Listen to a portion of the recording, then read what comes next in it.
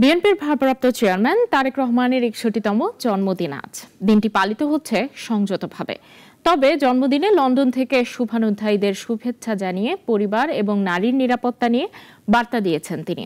আর তারেক রহমানের দেশে ফেরাকে ঘিরে রাজনৈতিক অঙ্গনে জেগেছে নতুন প্রত্যাশা।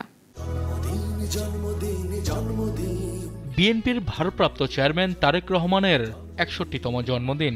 আজ দলটি জুড়ে ছড়িয়ে আছে নীরব শুভেচ্ছা আর রাজনৈতিক প্রত্যাশার সুর। ১৯৬৫ সালের ২০ নভেম্বর জন্ম নেন শহীদ রাষ্ট্রপতি জিয়াউর রহমান এবং সাবেক প্রধানমন্ত্রী খালেদা জিয়ার বড় ছেলে তারেক রহমান। লন্ডন থেকে নিজের জন্মদিনে স্ত্রী জোবাইদা রহমান ও কন্যা জাইমাকে নিয়ে একটি ছবিও প্রকাশ করেছেন। ফেসবুকে দীর্ঘ স্ট্যাটাসে তিনি লিখেছেন, প্রযুক্তি আজ সমাজ, রাষ্ট্র এবং পরিবার সবই বদলে দিচ্ছে। নিজেদের প্রজন্মের তুলনায় সন্তানের বেড়ে ওঠা কত ভিন্ন তা নিয়ে তার মনে যেমন আশা আছে, তেমনি রয়েছে উদ্বেগও।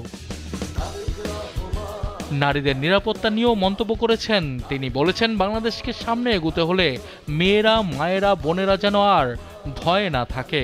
কাজ করার জন্য, কথা বলার জন্য কিংবা পড়াশোনার জন্য কাউকে যেন আর হয়রানি বা সহিংসতার শিকার হতে না হয়। তবে রাজনৈতিক পরিস্থিতি নিয়ে সংবেদনশীল তারেক রহমান। আজ তার জন্মদিন পালিত হচ্ছে অত্যন্ত সংযতভাবে। বিএনপি কেন্দ্রীয়ভাবে কেক কাটা বা উৎসব মুখর আয়োজন নিষিদ্ধ করেছে।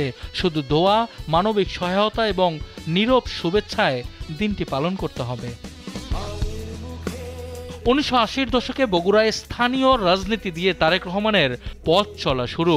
২০০১ সালের জাতীয় নির্বাচনে সক্রিয় ভূমিকা তাকে আলোচনার কেন্দ্রবিন্দুতে আনে। ২০১৮ সালে খালেদা জিয়ার কারাবরণের পর দলের ভারপ্রাপ্ত চেয়ারম্যানের দায়িত্ব পান তিনি। ২০০৮ সালে চিকিৎসার জন্য লন্ডনে গিয়েছিলেন তারেক রহমান। এরপর থেকেই সেখানে বসবাস।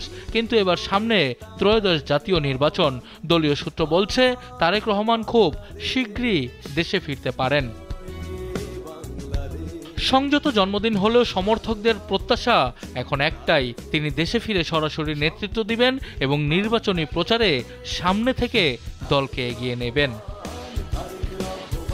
সানি আহমেদ, নাগরিক, ঢাকা।